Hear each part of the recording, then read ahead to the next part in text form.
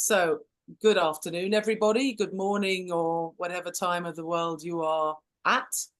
My name is Liz Schick. I am the president of the World Transplant Games Federation, but more importantly, I'm a liver recipient and a woman. And I am so excited. One of my favorite Liz's had this wonderful idea to launch the Women's Wellness Committee, of which she is chair. And of course, there are so many questions that you don't even know where to find the answers to as a transplanted woman at different times in your life. And today is the very first meeting of this group. And we have two fabulous women who are going to talk about this very hot subject, pregnancy post-transplant. You will be able to ask questions. There, as a lot of you have already seen, there's the chat, so you can put questions in the chat because we will be answering questions at the end. And also at the end, if you want to ask questions, you can put your hand up on the buttons on the bottom of your screen. Now, there'll be a lot to talk about, so without further ado, I am going to hand over to one of my favorite Liz's, Liz Hosford. Take it away, Liz. Oh, and one other thing, please keep your microphones off while the meeting is going on. Thank you. Well, thank you very much. The other lovely Liz. It's wonderful to be here. So my name is Liz Hosford. I am also a woman and 34 years post-transplant with a kidney. I have got 2 children post-transplants. And this idea came about probably from my life experiences, really. I think I've had the privilege of, from when I was ill at 17 to the age I am now, which is 53, going through a whole range of topics that happen to every woman in the world, not just as a transplantee. But as a transplantee, slightly different because you may not have the right people to ask. And so I felt that this was time, with the availability of the internet and everything, that it was about time that we had something where we can reach out to all women on a varied number of topics. Today is pregnancy after transplantation, pre-pregnancy, breastfeeding, but there'll be several other topics covered as well. And I would encourage you to put in your ideas for topics, questions, and also please share with other transplanted women that you know, and those who are waiting for a transplant as well, because this is something I want to broaden out to everybody. That's why the programme is so important to me. I'm quite a vocal person, but I can't answer all the questions that people come to me with. So it's great to have 2 experts with us today. We have got Lisa Coscia and Trine Engebretsen, and they're going to be discussing and showing you slides, a number of topics. And these go from pre-pregnancy guidelines to pregnancy outcomes, immunosuppression, the effects on you being pregnant and post-pregnant, breastfeeding, all the sort of things that were just such hot topics. I know when I fell pregnant 22 years ago. So thank you very much for coming. Thank you to Kim for taking this project on with the WTGF, and for Liz, who I managed to sort of commandeer at Perth, Australia last year, and went, I've got an idea. And so thank you very much for listening to me and taking this on. It's unbelievably important to me. So without further ado, I am going to hand you over to Trine Engebretsen, and thank you so much for being here. I do appreciate that there are some different time zones going on, so I do hope you have got a good cup of coffee and someone is treating you to breakfast afterwards. You're so sweet. Well, thank you so much for inviting me. I'm gonna put up some slides here in just a second. But the one beauty of being a transplant surgeon is that I'm used to getting up really early all the time. So okay, here, I'm going to share some slides here so you guys can see. Please let me know if there's any technical difficulties and you can't see this. Are you able to see slides? Yes. Perfect. Okay. One more button. Okay, here. So my name is Trine Engebretsen, and I have the honor of sharing some knowledge with you today because I have a few roles that I think are pertinent. One, first and foremost, I too am a transplant recipient.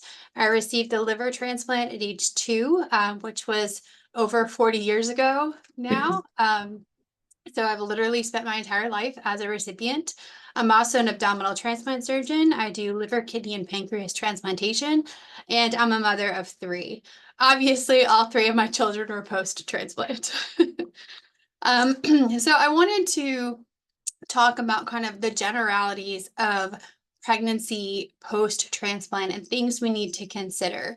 However, the most important thing, and I'll say this several times, is that you need to have good and consistent communication with your transplant team.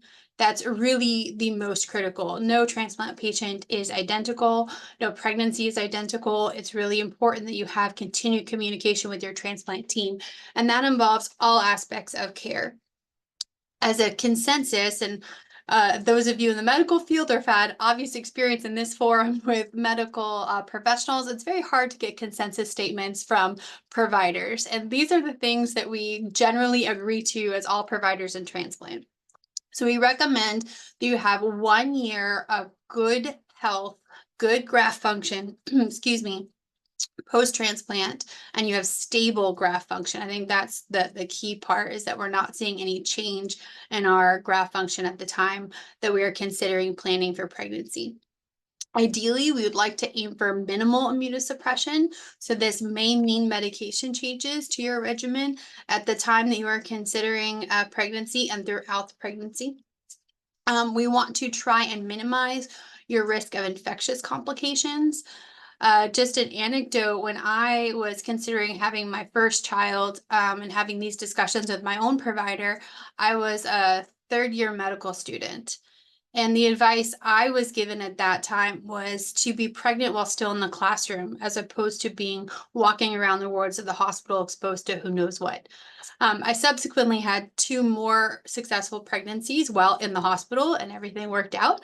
But I will tell you, I am very OCD, very compulsive about hand washing and hygiene and wearing masks and all of those things that I felt were appropriate for me at the time that I was pregnant. You want to make sure that we have had an absence of rejection for the last year, as well as that our comorbid conditions like hypertension or diabetes are also as optimized as they can be, or as well controlled as they can possibly be. We would like to see in our kidney transplant patients no or minimal protein in the urine.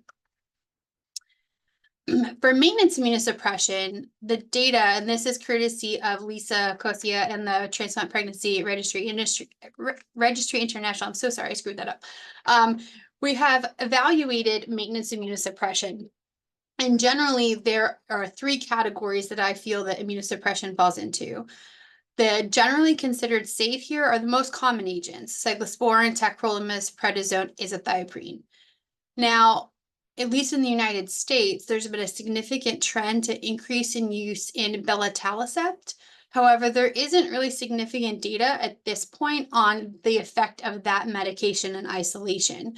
And one of the reasons for that is because belatacept is frequently given also with mycophenolate mofetil, or myfortic as it may be called, or mycophenolic acid. So it's difficult at times to break out the effects of Bella versus Bella plus, the anti-metabolite drugs. And so that warrants further information. We do know, however, from, again, the registry at the TPRI, that mycophenolate and its derivatives, mycophenolic acid, are harmful in pregnancy. And that came out of data from the registry. And it actually has now been giving a warning that pregnancy should not occur while on this medication. So this goes back to the original statement that I made about talk to your provider so we can optimize, or your transplant team, so we can optimize what medications you're on, change what we need to if possible. Now, there are a number of patients who unfortunately did take this medication, which is how we got this data. And we had 152 conceptions in patients who were on, or transplant patients who were pregnant, became pregnant, and were on these mycophenolic acid derivatives. And you can see the live birth rate is only just above 50%. That's extraordinarily low, right? Additionally, of those 78 live births, 14 or 18% had birth defects. And the next slide is a little graphic, but I am a pictures person and it helps me remember things. And if I show the next slide, you'll remember that, hey, we need to talk about this drug and get you off the mycophenolate if possible to help reduce the risk of birth defects like these. Other birth defects that were noted are here listed. Of course, these are higher percentage rates than patients who are not on mycophenolate acid derivatives in the general population. Overall, I would say there is not a single one planned regimen that is ideal for all transplant patients, just like all immunosuppression. We personalize immunosuppression to each individual patient. With any transplant that you receive, pregnancy is, another reason to reevaluate it. So there's never going to be a single isolated regimen that works for everyone. I think the only true consensus is that we should not be giving the mycophenolate derivatives to patients who are pregnant. I already mentioned limited belatacept experience. I do expect to see more of this in the future, just given the increased use of belatacept over the last, I would say, 5 years or so in the United States. So I do expect to see more data coming on that in the future. One interesting note that I want to just kind of preempt is about sirolimus or rapamune, which is a common drug. We did not see in the TPRI data an association with fetal birth defects or problems with the fetus. However, there is a black box warning on sirolimus for wound healing. So if you're having any major operation, even outside of pregnancy, any major operation, I would talk to your provider about changing from sirolimus to another agent, at least temporarily, because that's well documented and well known that sirolimus does impair wound healing. And then there's limited data on the newer agents of everolimus as well. So we may see more of that in the future. Although just anecdotally, in my experience, the use of everolimus is a drop in the bucket compared to the other agents, particularly belatacept. So overall recommendations as a surgeon, I would say, every pregnancy is different. I've said it a couple times now, so make sure you talk to your team, please. Planning is key. The very old saying, an ounce of prevention is worth a pound of cure. Nothing is truer than in pregnancy and in transplant. Transplant patients have this wonderful ability to hide our symptoms and to not have a response to things. So it's very important that you have frequent and open communication so we can detect any issues as early as possible.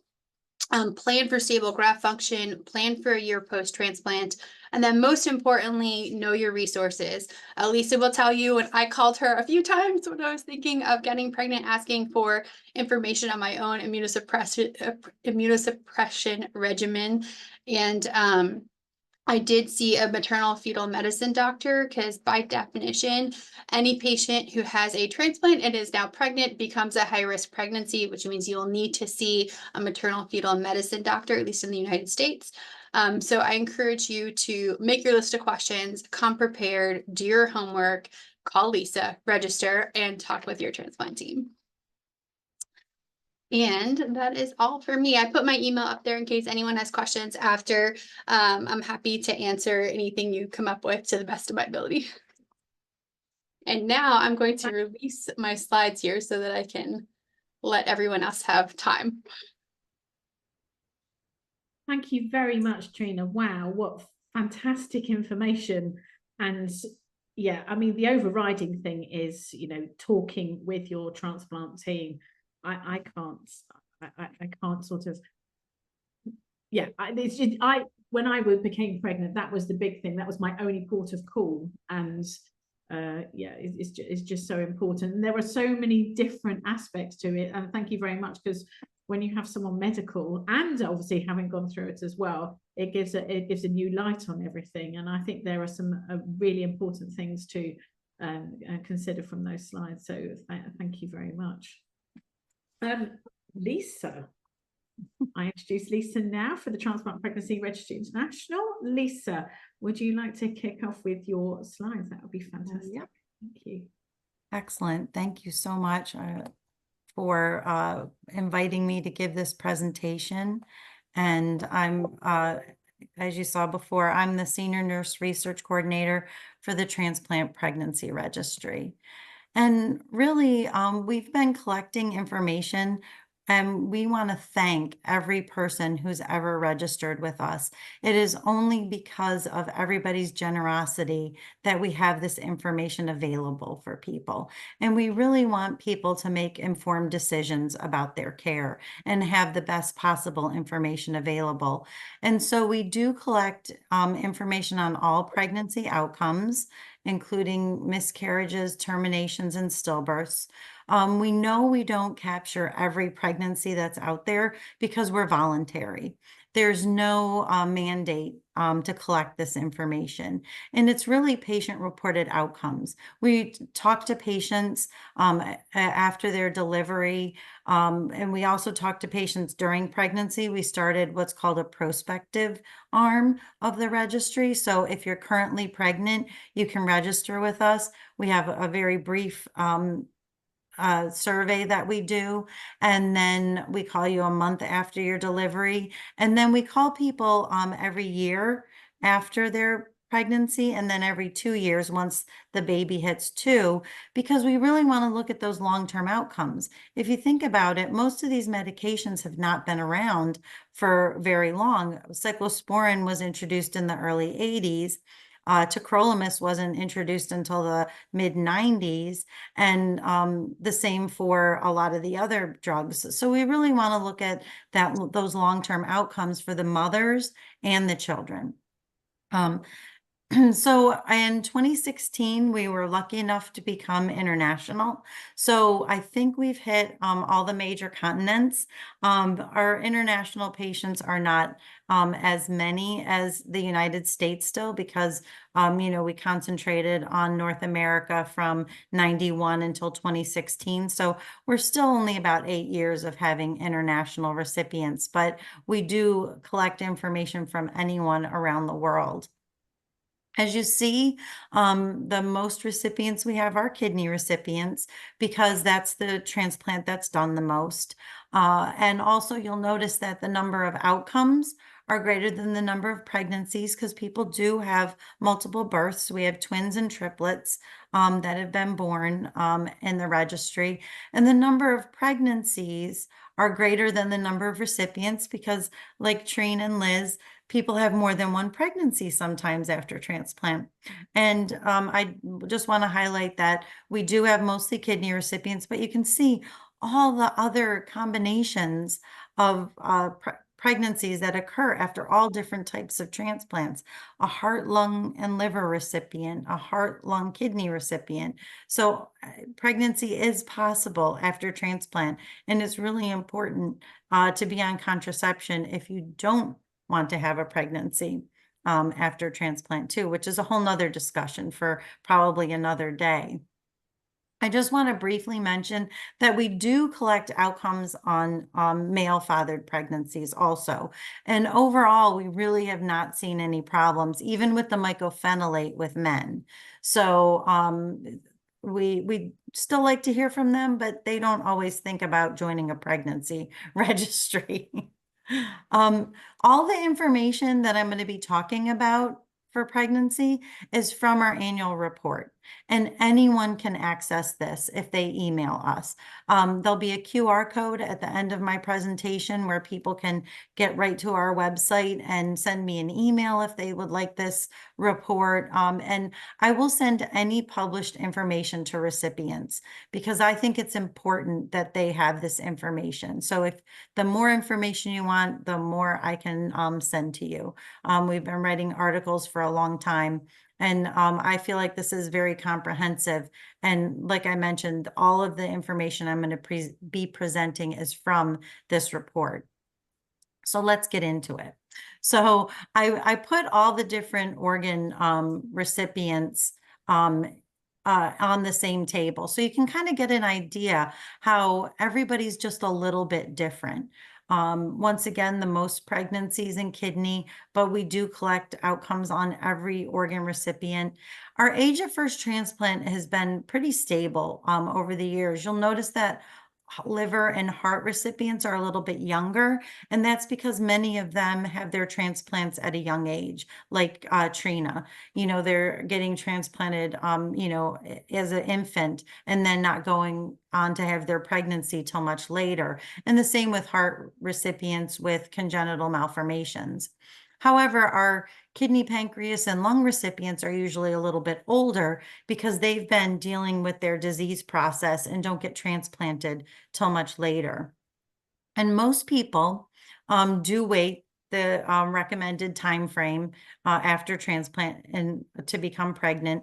Some people do become pregnant within that first year, and we have seen positive outcomes. However, it is recommended to wait more than a year, sometimes two, especially for lung recipients. They're a little bit more unique group because if you think about it, the lung is in constant kind of communication with the outside world. You know, when you're breathing air, you're getting that outside contamination. So their issues are just a little bit different. I think it's really interesting that we've seen pregnancies, you know, almost all the way back from when they started doing transplants. The first kidney recipient actually had her baby in 1958. It was Edith Helm, and it was a first transplant done by Dr. Joseph Murray in Boston. And, you know, obviously people are still having babies. And I just pulled some interesting data from the registry. So the oldest recipient that we still follow with is 79. And her oldest child is 55. The oldest liver recipient is 67, and she has a 32-year-old. The oldest kidney pancreas recipient is 69, and she has a 30-year-old. The oldest heart recipient is 60 and has a 28-year-old. And the oldest lung recipient is 64, and she also has a almost 29-year-old also. So really, we like to look at those long-term outcomes. As long as we can still get a hold of you, we'll try calling you. As Trina mentioned, we do see a higher percentage of comorbid conditions during pregnancy. So hypertension is very frequently treated and reported during pregnancy. And this is much higher than the general population, which is more at about 5 to 10%, depending on the age of the mothers. And diabetes also is reported higher than the general population, which is more about 3 to 5%. You'll see some of the kidney pancreas recipients may have required a little bit of insulin during their pregnancy, but not usually due to graft loss. It's more gestational diabetes and just needing a little bit of extra help. Another condition called preeclampsia is also reported in a higher incidence in our transplant recipients. This is also in the general population occurs about between 3 to 8%, depending on the age of the mothers and the region you live in. It's different all across the world. So this definitely is more frequent. And really the only treatment for preeclampsia is delivery. And it's a whole constellation of problems. People get increase in their protein in their urine, they can have headaches, they can have swelling, and it's a whole constellation. And some of our kidney recipients, it's harder to kind of figure out that whether this is preeclampsia or rejection, because some of those symptoms are very similar. But, you know, and we don't really know the cause of preeclampsia either, even in the general population, but we do see it more frequently in our transplant recipients. I think the good news is overall, we do not see a high rate of rejection during pregnancy. It's a little bit higher in our thoracic recipients, but I think this is also a little bit due to the change in medications. Like some of these rejections were earlier on when we only had cyclosporin, Imuran, and prednisone to give to patients. And on the newer regimens, I don't feel like we see as many rejections like on tacrolimus.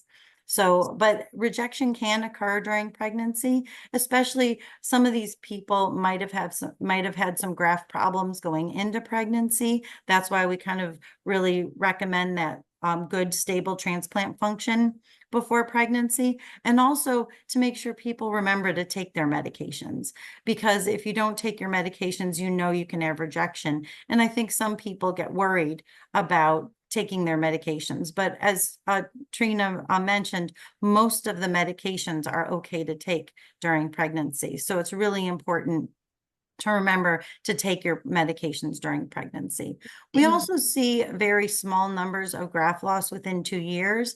And, you know, when you think about it, if a person is waiting 5 or 9 years after their transplant to have a pregnancy, especially in kidney, you know, the graft survival over time can go down a little bit. So it's really important to think about your overall graft function when you're going into the pregnancy. That's why we kind of talk about that. But we really don't see a lot of graft losses within 2 years of pregnancy.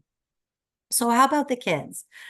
So I think overall, our live birth rate has always been between like 70 and 75%, a little bit lower for our thoracic recipients. Once again, I think this partly has to do with trepidation on lung and heart physicians' thoughts about pregnancy, and some patients were you know, recommended to terminate due to their health. So it's a little bit different if you think about it with heart and lung recipients, because we really don't have dialysis to fall back on. And also in these recipients, we had some mycophenolate exposures where there were some miscarriages. But that can happen with an unplanned pregnancy at any time. So overall, the babies are usually born a little bit early. So our kidney recipients usually deliver around 36 weeks, liver a little bit closer to term. Term is considered 37 weeks. Kidney, pancreas, and lung recipients, not sure why, but they've always delivered a little bit earlier than our kidney and liver recipients, and even the heart recipients. Not sure if this is due to long-term disease processes. If you think about it, people with type 1 diabetes have, you know, problems all through their life and then end up with kidney disease. And most of our lung recipients are cystic fibrosis patients. So they've also had a chronic disease process going on before their transplant too. So we do see this higher percentage of premature births, which was reflected in the gestational ages. However, our very preterm are not that high, but all these percentages are still higher than the general population. The babies are born a little bit smaller. We do see a higher percentage of low birth weight, and we really haven't been able to pinpoint this to whether it's the medicines or the disease processes of the mothers. And this does have to do a little bit with the high percentage of drug-treated hypertension that we see also, because we know that drug-treated hypertension can cause some prematurity and low birth weight as well. One thing I want to highlight is our high cesarean section rate. We did a study a few years ago looking at this, and really there's no recommendation that a transplant patient has to have a C-section. If you think about it, it is surgery. Like Trine said, some patients heal a little bit slower depending on the immunosuppression that they're on. And really a trial of labor is better before to try and deliver as opposed to just going right to cesarean section. Overall, we have not seen an increase in birth defects except for with mycophenolate, which is why these percentages in our heart and lung recipients were a little bit higher. And some heart recipients, the reason that they were transplanted can be inherited as well. And I think it's really important for patients to think about why did you need your transplant, and that you might need genetic testing before you go on to have a pregnancy, because some of our patients who were transplanted for a cardiomyopathy ended up, their babies had the cardiomyopathy as well that they didn't know about. Some of it was before we had testing, but and really very low percentage of neonatal deaths. I feel like our perinatologists are super good now at taking care of preemie babies, and we've had babies born at 24 and 25 weeks that have survived and are doing very well. So I think everybody's excited to hear about this breastfeeding information. So if you think about it, the drugs that we know are probably safe to take during pregnancy are those same ones that, we think about being okay to take while you're breastfeeding. So the baby is exposed to all the medications in utero, and we really don't have a lot of data about mycophenolate, sirolimus, everolimus, and belatacept. I think we are worried about mycophenolate just because it's teratogenic. We know that if it's harmful for the fetus, do we really want to expose the baby to this too? And I think it's something that still needs to be studied, and we're hoping to do so in the future. There was a study in 2013 and 2014. They looked at tacrolimus levels in blood and breast milk, and the amount that the infant was exposed to for tacrolimus in the breast milk was less than 0.3% of the mother's weight-adjusted dose. And this was they calculated it for like a 3-month-old infant who was exclusively breastfed. So it really showed that there was very little bit of the mother's tacrolimus that got into the breast milk. Another study looked at 15 infants, and 11 were exclusively breastfed while the mother was on tacrolimus, and the others were breastfed. And the amount of tacrolimus in the breast milk fell at the same rate, whether the infant was breastfed or bottle fed. So this was really a landmark study that they did. And consequently, in the TPRI, as you see right around this time, we saw a huge surge in patients choosing to breastfeed. Just anecdotally, I had a patient who chose to breastfeed probably more than 20 years ago. And, she was a physician also, and looked at this, that there were no studies, but thought that she really wanted to breastfeed, and that the issues were just that we didn't know, not that there was shown to be harm. And her daughter's in college now. She might even be out and doing fabulously. So, we really always kind of err on the side of caution, because, not knowing doesn't mean it's okay. But I think over time, we've shown that overall these children do very well. So just in summary, recipients should be counseled regarding the feasibility and timing of pregnancy after transplant. I think I can't tell you how many times I've heard, oh, I was told I could never become pregnant. Well, that could have been because of your pre-transplant status, just not knowing. And, we do see about 20% of our patients might have some problems with infertility. We know in the general population, it's about 11%. So it is a little bit higher than the general population, but we're not really sure why. Is it because of the disease process beforehand? We don't think it's from the medication, because some people who are on medication for years are able to become pregnant without a problem. And once again, it's also important to just talk to your transplant team about your immunosuppression and that stable pre-pregnancy transplant function. We really want to have a planned pregnancy because it can do a few things. It can eliminate any exposure to mycophenolate.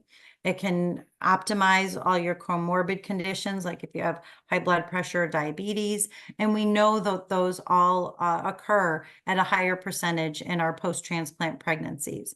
I think I just wanted to throw in that long-term outcomes of children are really positive.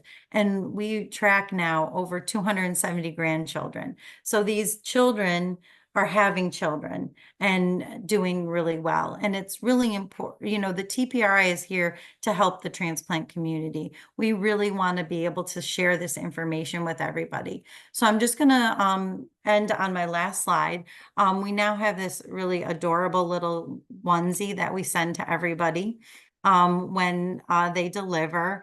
And the QR code will take you right to our website, where I'm happy to send you any of our articles.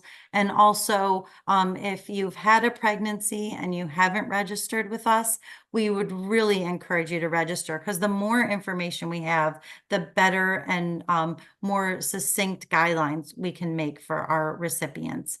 And there'll be more new consensus guidelines coming out, because I was part of a controversies conference that we finally updated those, since they're almost 10 years old now. And now, you know, I'm thrilled to be here and happy to answer any questions. I'm going to just leave this up for a few more minutes, just if anybody else wants to get to our website, and it'll be recorded so you can get it again. Thank you very much, everybody, for your attention. Wow, thank you so much, ladies. I'm in awe. I'd quite like one of those onesies as well. Do you make them in my size? No, not yet. Everybody asks that. It's just unbelievable to hear that there are 270 grandchildren there. I mean, it really warms your heart. Yeah.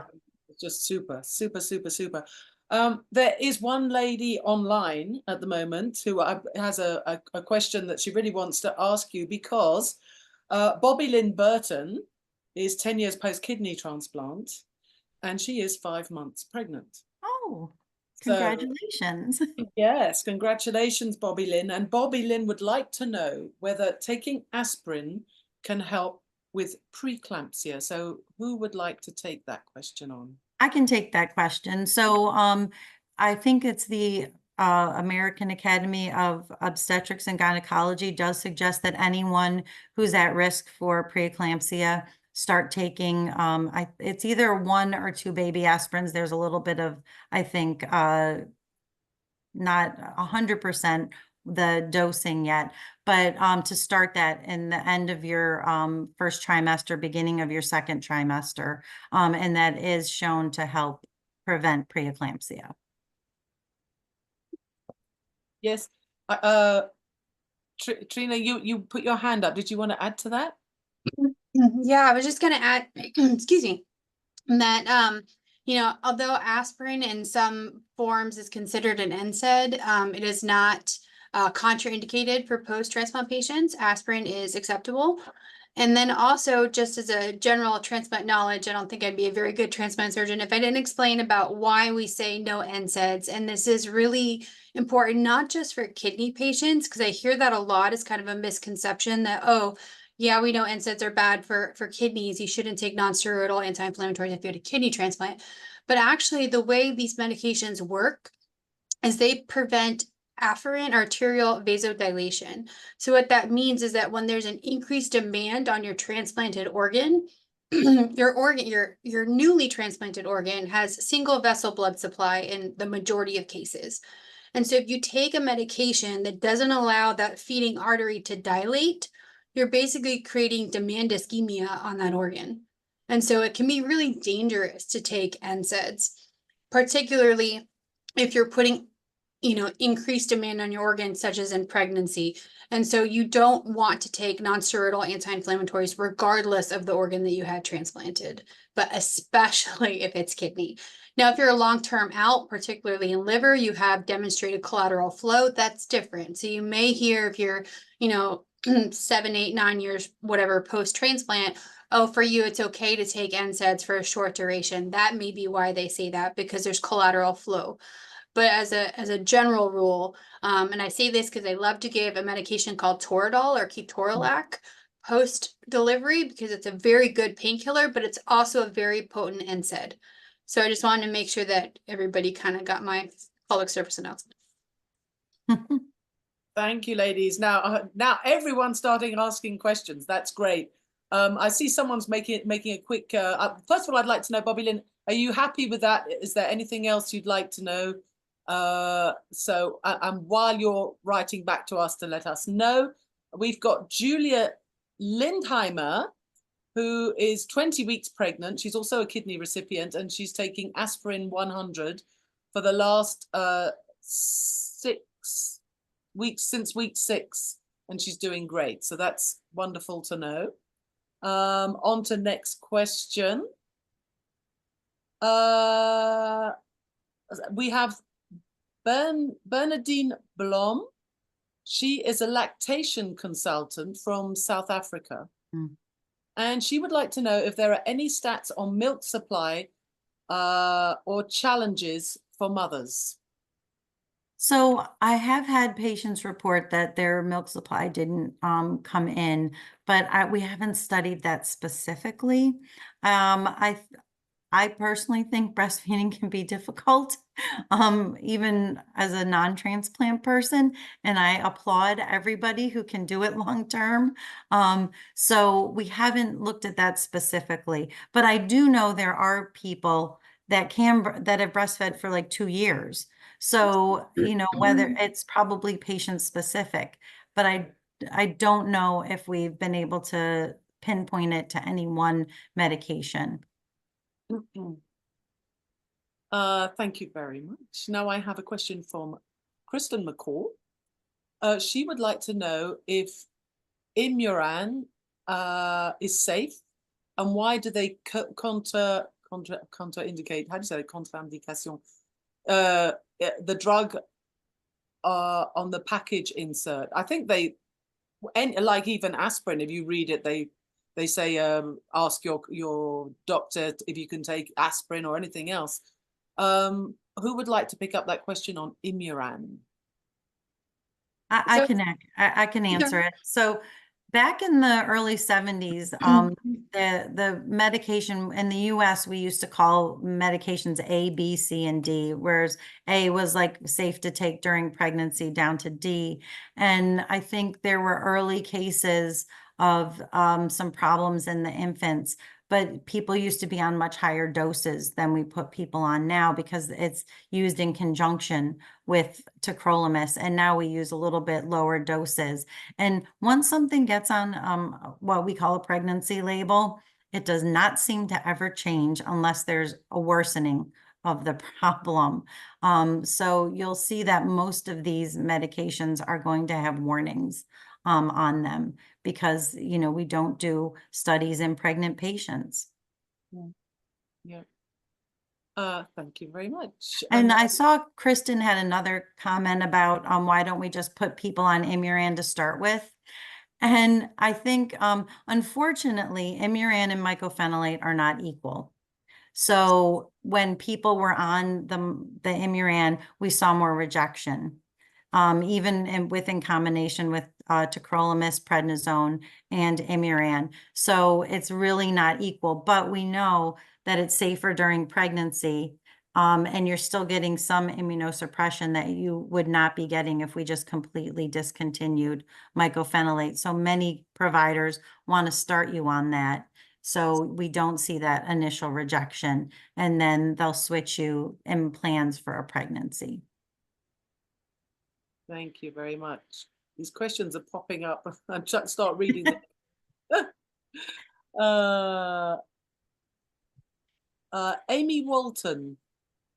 It wasn't Amy that you just read her question. Asking, would it be recommended to take pregnancy-safe immunosuppressants immediately after transplantation rather than switching medication? Well, that seems to make sense to me, ladies. Would you like to comment on that? I think immunosuppression needs to be tailored to each individual and their initial diagnosis.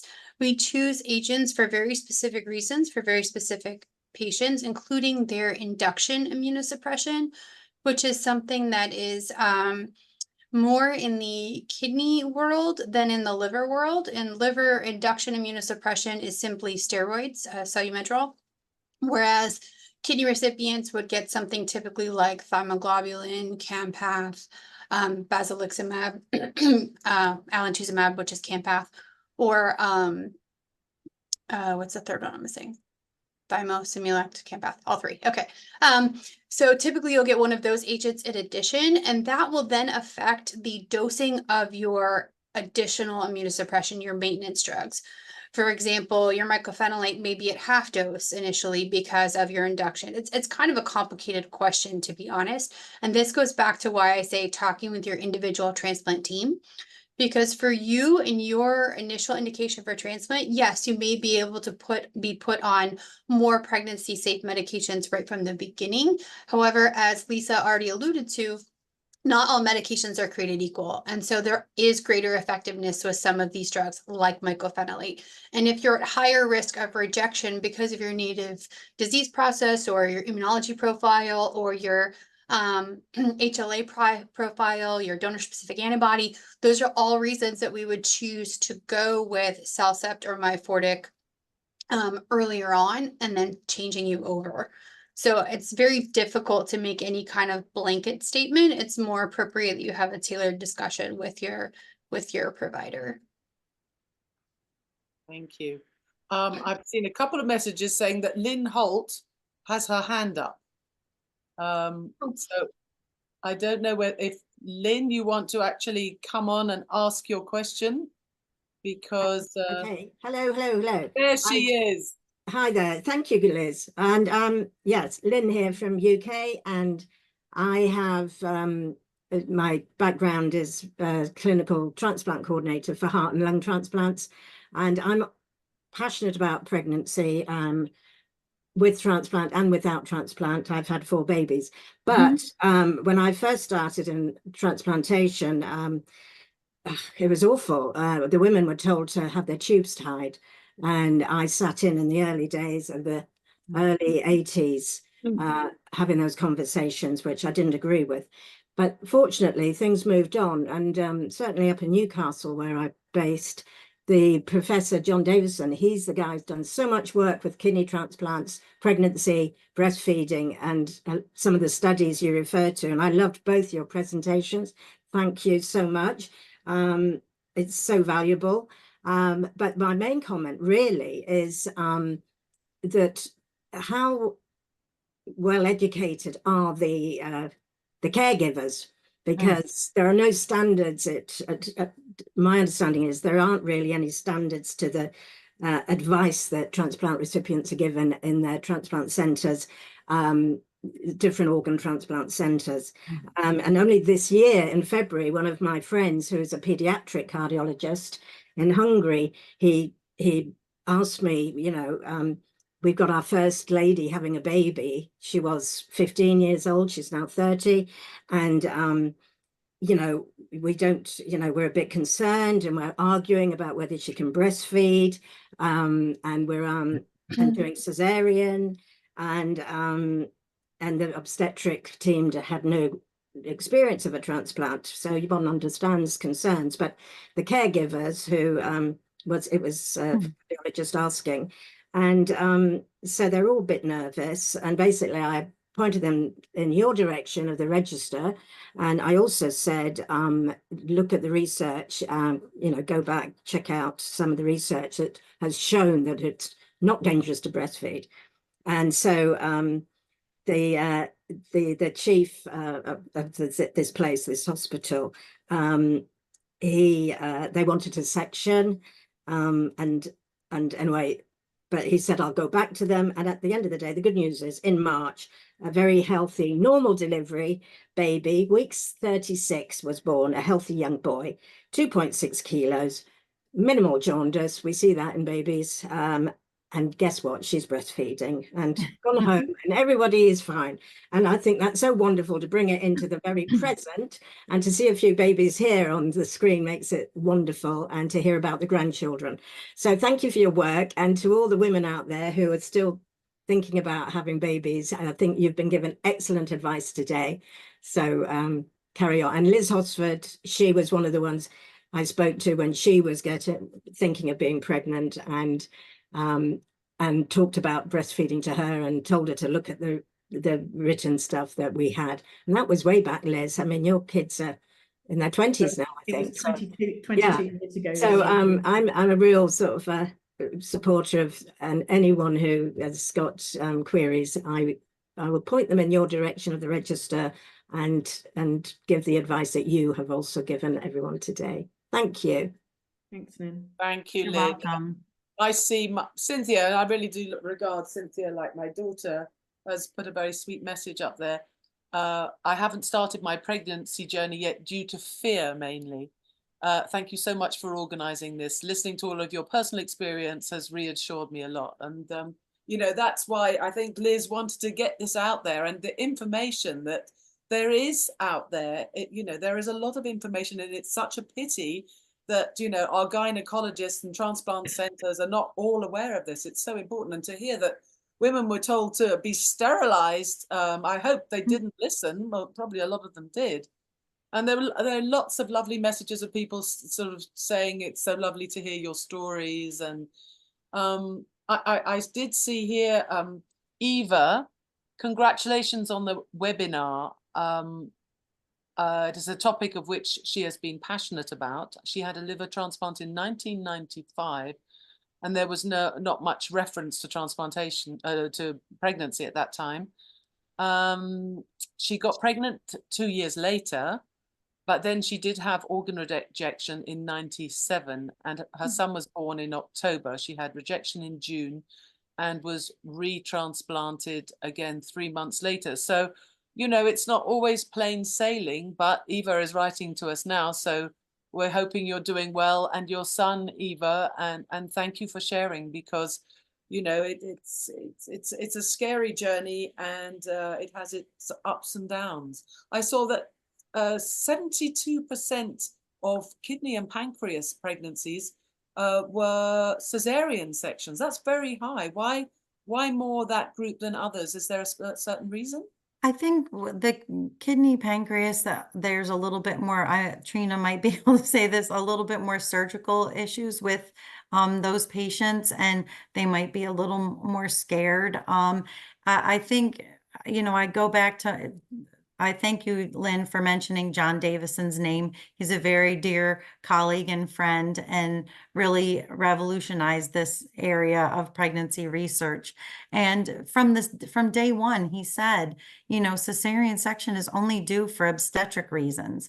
Just because someone's had a transplant does not mean that they need to have a cesarean section. And I think there is some trepidation sometimes on providers, and then I think it's just our culture a little bit now too. If patients are given the choice, they're like, well, let's just have a nice, you know, scheduled delivery, and I know when the baby's gonna happen. So I think it's a bit of both. And I think, Lynn, you brought up a great point. I've been doing this since 1996 now, 97, and I have heard over and over again how people were told that they couldn't have pregnancies, or especially in lung recipients, that they should have their tubes tied before they even have their transplant.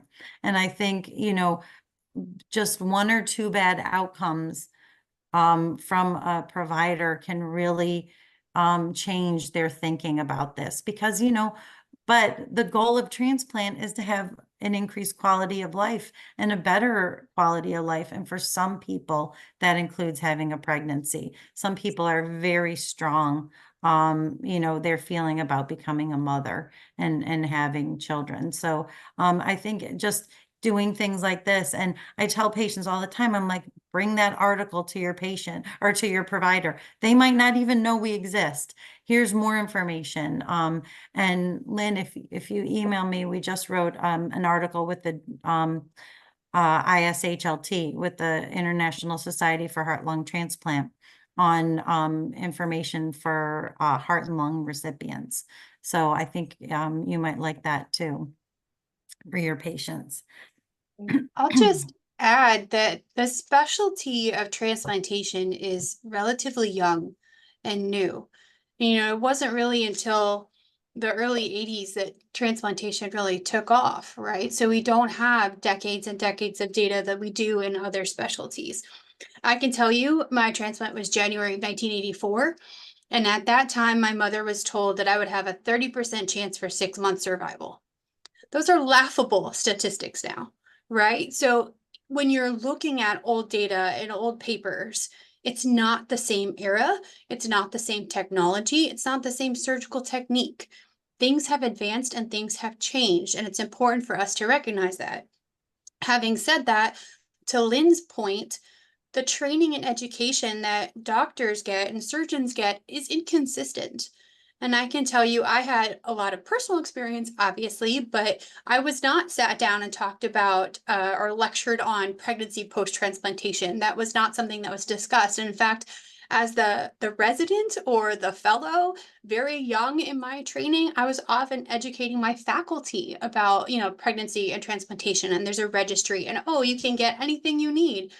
And so I would be the youngest member of the team, but I'd be having the discussion about pregnancy post-transplant with our patients. So you cannot assume your provider is well educated. You can't assume that they understand all the irregularities. That's why my last bullet point was know your resources so that you can advocate for yourself. And if I have a patient bring an article to me in clinic, I would love that. Yes, let's talk about it. Let's read about it. Is this a good article? What's the methodology? Is it applicable to you? What can we do to tweak your specific circumstance? So information is always a good thing. And just, I kind of put a word of caution if you're reading older studies, like please don't buy too much into some of it because so much has changed. Really good point.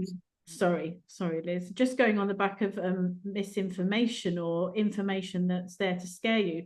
One of the things I lived with from the age of 19, I had my transplant at 19, up to when I fell pregnant at 31, I was pulled into the clinic age 19 by my quite notable renal consultant and said, right, okay, well, I'm going to talk to you about pregnancy. So if you are going to start in a relationship, you need to be on the pill, because if you get pregnant, you'll only have one chance. Your baby will be small. Your baby will be born at 30 weeks. Your baby will be born by vertical cesarean section. You won't be able to have a normal birth. You won't be able to breastfeed, and the possibility of it dying is quite high. Needless to say, I went out of that clinic, and I think I took the information and I stuck it in the back of my head. And I think it was only recently, and then bringing up this whole project, I thought, that was awful. And if it weren't for the having got involved with transplant sport and talking to other transplantees and talking to Lynn, I think it would have been very difficult to make that decision. And even when I then went ahead and had, I had both of my girls post 40 weeks. They were 8 pounds, 8 pound 2. I breastfed both the normal births. I had to really push. I did not want a cesarean. And even after having my eldest Harriet, I remember sitting with her and asking in a very top London teaching hospital, it is okay for me to breastfeed, isn't it? And it was like, well, don't know. Go ahead. And I had the renal consultant saying no. The renal consultant, the surgeon, actually phoned me up and said, what are you doing? You're going to harm the baby. Wow. And so what I'm trying to say is that, you can hear all these horror stories, but there's a lot of more facts out there now.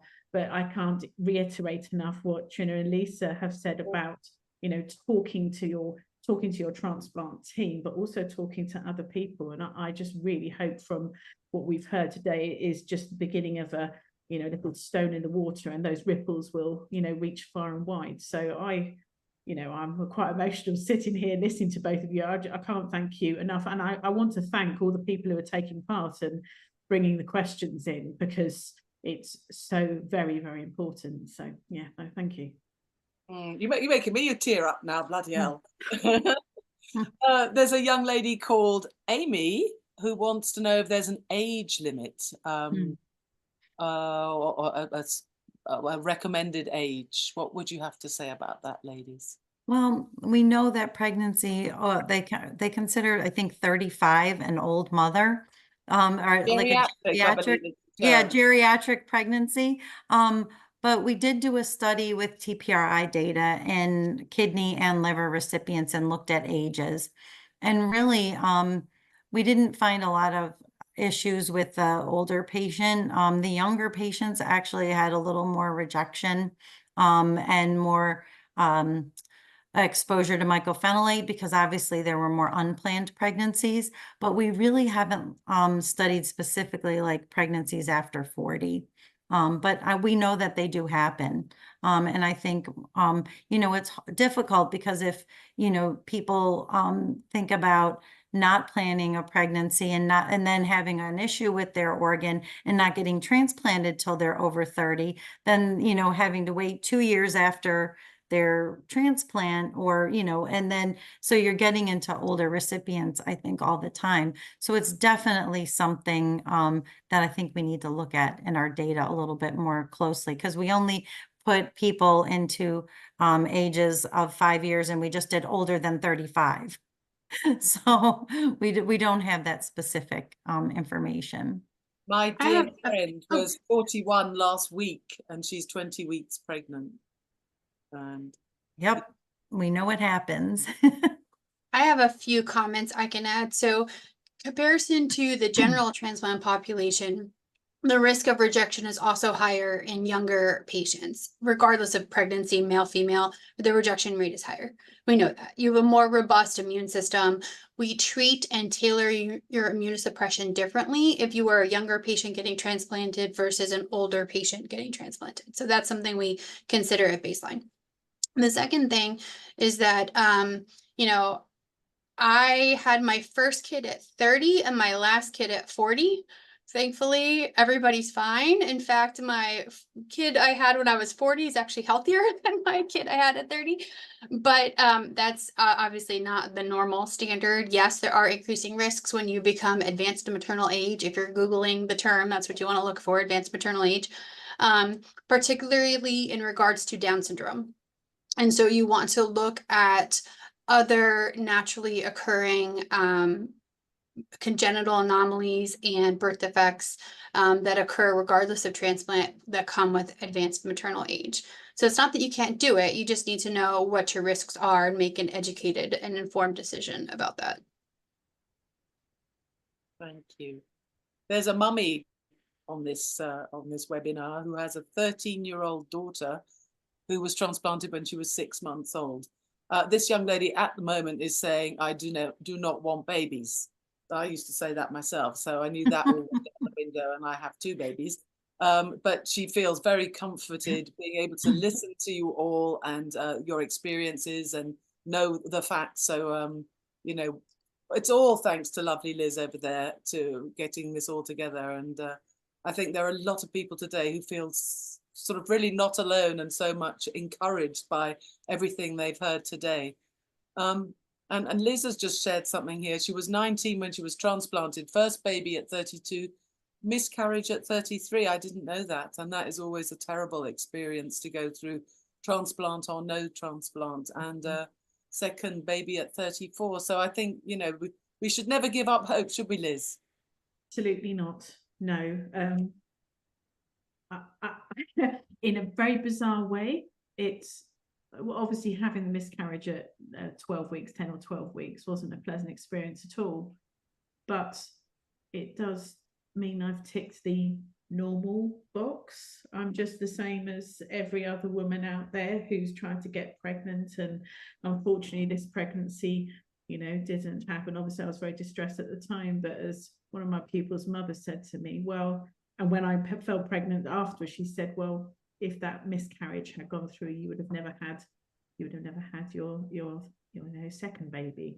So as I said right at the beginning, this is about life experiences as a woman, and then, you know, combined with having a transplant as well, and everything that wonderful web you know, has to hold for us. So yeah, there we go. Bobby Lyon Burton, who we heard from right at the beginning this afternoon, has just shared, I am also 40 pregnant with first. So you're like my friend Patricia. she wanted to enjoy her life after her transplant and most of her 20s. So on dialysis. So yeah, I'm not surprised Bobby wanted to get out into that big world and have a lovely time. And Julia is 37, turning 38 in 2 months. Any more questions, Liz? I'm only actually just referring something from one of my friends WhatsApped me earlier in the week. She's a heart transplantee, and she has been told that some of her, she wants to become, she got married last year. She said that one of her transplant team said, oh, it's okay. The other one wasn't very helpful at all. I won't say the word that she's put down here.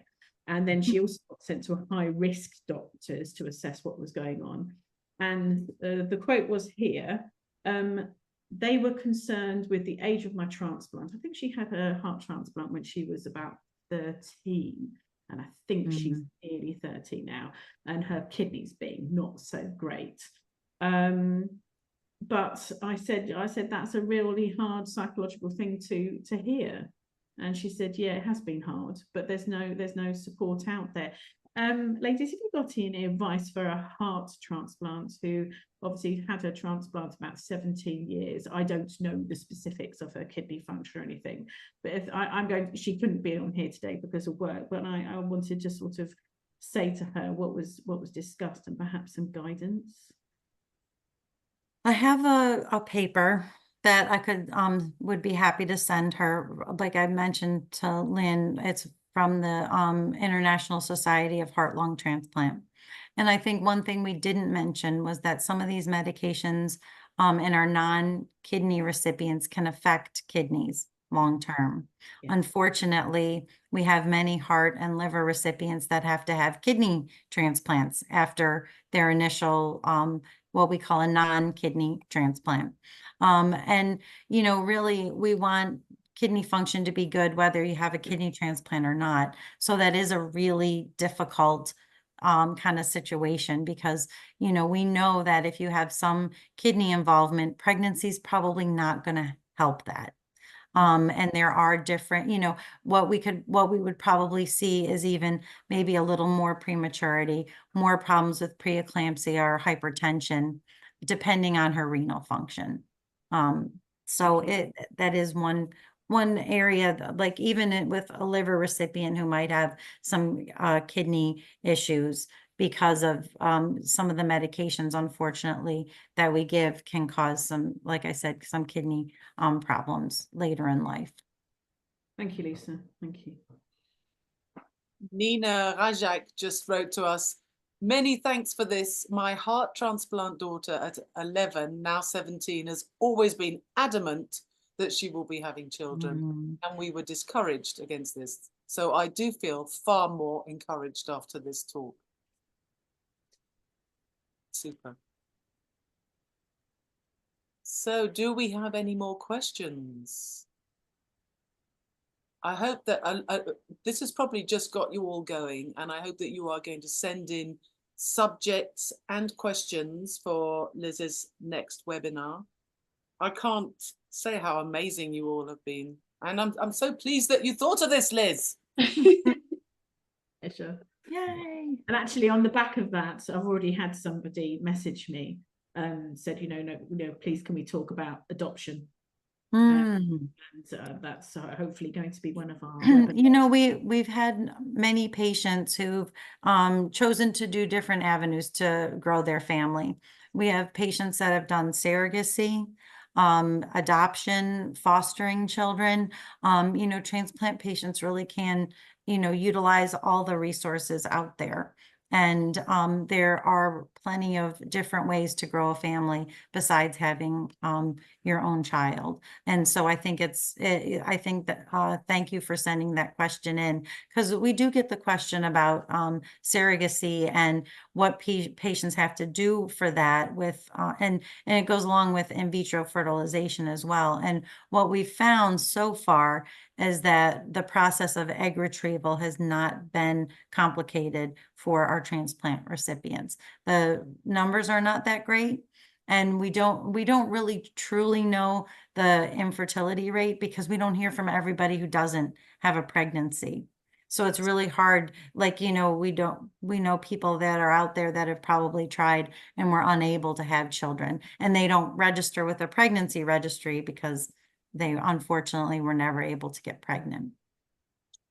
So I don't have the answer to this, but my first concern with IVF, and the hormone supplementation required to carry that out and do that would put you at, I expect, would put you at higher risk of thrombosis, particularly in those smaller vessel transplants like pancreas. So, for KPs in particular, I would need more information before I could confidently say that was safe. So I'm interested to see what future studies bring, because that to me just puts up my investigate more flag.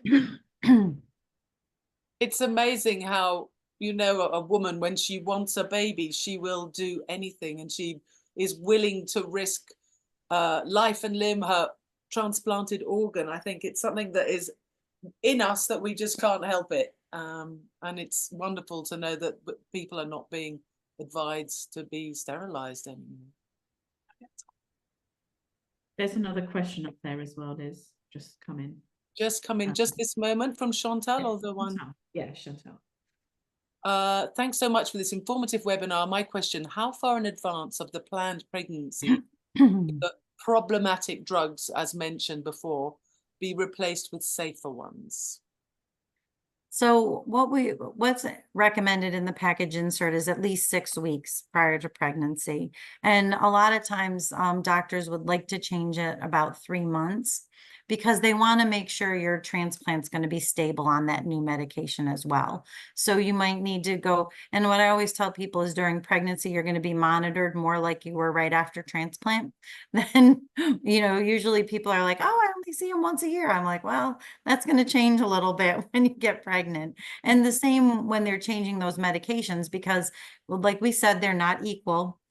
So we want to make sure you're not having any issues with your creatinine or liver numbers or ejection fraction prior to becoming pregnant if they switch you from, let's say, mycophenolate to Imuran, which is, or azathioprine, which is usually what happens. But as long as it's discontinued at least 6 weeks before the pregnancy, we have not seen any problems with pregnancy then.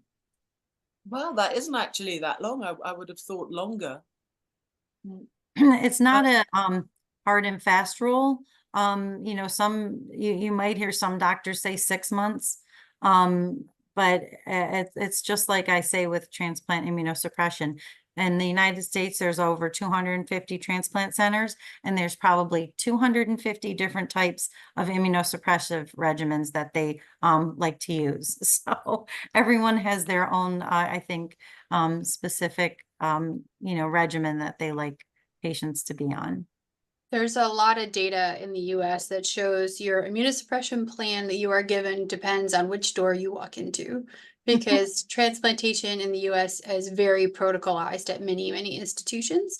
And then, you deviate from that protocol based on, need based on individual patient concerns, but very protocolized. Thank you. We now have Kristen asking if people choose to go the IVF way, about transplant meds, any specific recommendation on transplant meds, and also about men, so the fathers with their transplant medication. If it's the father who is the recipient, should he be changing his medication? So overall, we haven't found any issues with men fathering babies, even on all different types of medication. For men, sirolimus can sometimes reduce fertility. So that's a question that, men need to talk with their transplant doctors about. And so far, we're not really sure about like the mycophenolate with IVF. We think it's only during the actual pregnancy that it causes these issues, because people have obviously been on mycophenolate, gone off of it, and had a normal pregnancy. So if you're just extracting the eggs like they do before IVF, we're not sure if people need to be off of their MMF during that process. And so it really depends on whether the woman is carrying the baby or whether they're having a surrogate, what you would do with the medications. Thank you. Lynn is asking us, how can we educate the transplant clinicians and obstetricians, midwives? There is still too much misinformation given to patients and little support provided. So when you enter the medical field, you're making a commitment to lifelong learning. And so any doctor that you see should have that drive to do better, read more, be updated. So if you make it easy for them by contacting Lisa and coming in armed with data, they should be amenable to that and willing to listen. But that's for more an individual approach. Broader approach, I think it's important that we continue to do things like this, where we get the word out that, hey, there is a wealth of scientific, well-designed data, literature out there backed by evidence that we can discuss. And it's not just, several people giving their individual experiences. Not that there's anything wrong with that. But the famous quote, in surgery is the plural of anecdote is not data. So, we want proper studies with good methodology and design that allow us to share outcomes that are evidence-based, and that then can provide the reassurance that we all need and are now finally getting. So spread the word. There's lots of good things happening. We just need to provide as much education at every level possible, I think. And, I'm part of several transplant organizations, and I constantly submit program proposals about contraception and pregnancy. And we usually submit like a one-page synopsis, which is an abstract, to all the transplant meetings. So we try and get as much information as we can out to the medical community. And we try and publish as much of our data as we can also. Fantastic. And to Lisa's credit, to tutor Horn a bit, I've seen her at the big national meetings. I've seen her over the years having many conversations with people, trying to, help educate clinicians at scientific meetings, at, informal events. So really, we're trying to hit multiple avenues for that, but it's a, continuing ongoing effort that requires everybody to help. Yep. We have some questions from Julia Wallen, who thanks us for the webinar. She's just popped up now because someone else has asked the question. What information do we have on pregnancy with everolimus as an immunosuppressant? And do you have detailed information on the use of fertility support drugs, Clomid, etc., in transplant patients? So we only have a couple of pregnancy outcomes with exposure to everolimus. I think it's maybe 6. And there's a couple others in the literature. We haven't really seen any problems with it, but I think it's just not used that much in transplantation compared to a lot of the other. I mean, the #1 regimen in the world, well, in the United States, is tacrolimus, prednisone, and mycophenolate, whether it's Cellcept or Myfortic. And I think they say 90% of the patients are sent home on that regimen. So we just don't see a lot of pregnancy exposure with everolimus. But I do have a small section in our annual report with those outcomes.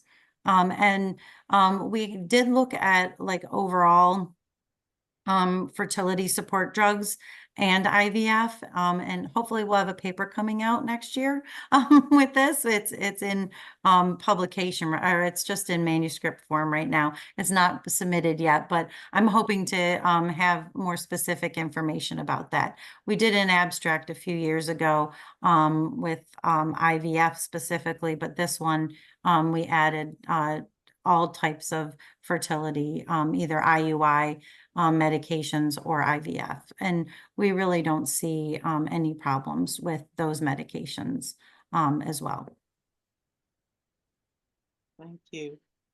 I see someone is asking whether the recording will be available. Yes, of course it will be available. And I saw a message from Liz telling everyone that you can still be asking your questions. I'm sitting here asking questions, but it's the lady that got us here today. I'd like to hand over to Liz now, because you know, we wouldn't be here if it wasn't for you. So if you'd like to. Thank you, Liz. Well, I'm sitting here just trying to hold it together. Actually, it's very emotional hearing everyone's stories, the clinical side of things. Thank you so much, Lisa and Trine, for your expertise, your professionalism, your time, and your individual input. It's been fantastic, and thank you very much. I do appreciate that it's slightly earlier for you than it is for us on the other side of the pond, so thank you. A big thank you to WTGF and for supporting this project. I hope that this is just the start of something. I think I've repeated myself very many times saying that how important I think this is, and not just pregnancy, not just contraception, sexual relations, but you know, we're hoping to sort of discuss topics from skincare, hair growth, to, you know, how do you cope with being in a relationship, all these sorts of things, which I'm quite fine of being open about this. I think it's all these things come to one as you go through the journey of being a woman, and now hitting the menopause side of things, as was briefly talked upon. That's a whole new ball game, and really I'm not really understand what's going on there at all. So yeah, thank you everyone for taking part. Thank you for being so involved and asking the questions, and I'm really looking forward to the next webinar and our coffee chats, as we call them. So please bring in your topics of a conversation. Nothing is withheld. It's just open forum, and we hope to have more speakers as fantastic as Lisa and Trine we had today. Do they exist? I don't know. I don't think. I don't know. It's true. It's true. Incredible Yeah. ladies, really, you've been amazing. And I mean, Trina's such a role model. I mean, just being a surgeon and having 3 babies, but with a liver transplant, I mean, you will be an inspiration to lots of young ladies. Well, thank you. Honestly, my husband is the secret to my success. He's a saint. None of this would be possible without him. And ironically, he's also a transplant recipient. So yeah. Wow, I love it. I love it. Yeah. Yeah, Well, he had a liver in 2008. So he's a youngster, really, isn't he? You were 84 and he's 2000. yeah, you know, I like to freak people out and tell them combined we have over 50 years of transplant history. Oh, well, that piece of information has made my day. And Lisa, your knowledge. Oh, I mean, and to know that this registry exists, I feel ashamed to not have known this until, you know, like a few days ago. I have to, I do have to ask, because it's my little Cynthia, she's asking there, does the position of the kidney in the body have an impact on the organ during pregnancy? so the funniest thing was the first pregnancy that happened, that's what they were worried about the most, is that the kidney would be squashed by the gravid uterus. And they actually did an X-ray during her pregnancy to kind of look at where the baby was compared to the organ. And really, it's very rare that we see any problems. There are a few people that have had to have nephrostomy tubes over the years, which is a tube that goes into your kidney, you know, and has to drain the urine, but very, very rare. Do we see any problems? The kidney kind of like makes its own little home in most people have it in their right lower quadrant, and you know, the baby grows without a problem. Okay, thank you so much. So, Liz, do you think we should let these ladies go to work, or should we keep I think we'll let them go to work for now, but I have a feeling we might be pulling work them hard back. today? Really, can't say thank you enough. Thank you very much, ladies. Thank you. Thank you so much for having me. Yeah, I really appreciate it. It's what I do, and as you can tell, it's what I love to talk about all the time. I got that. I got that. just amazing, really amazing. I'd like everyone in your, wherever you are, a round of applause. Oh, thank you. Thank you. Thank you so much. This will be online and these ladies are still here. Their information will be also on our website. And one of my favorite, Liz, thank you for coming up with the idea. Thank everyone for coming today. All your questions. We're going to let these ladies go to work now because they're just beginning their day. What was it you said about a glass of wine, Lisa? Yeah, probably not me yet. It's still only 10:30 in No. the morning, but you guys in the UK, you're good. Bye. Thank you so much, everyone. And until next time, send in those questions and we really, really look forward to the next one. And thank you again. Ladies. Bye. Yeah. Thank you. Bye, everybody. Bye, everyone. Bye. Bye.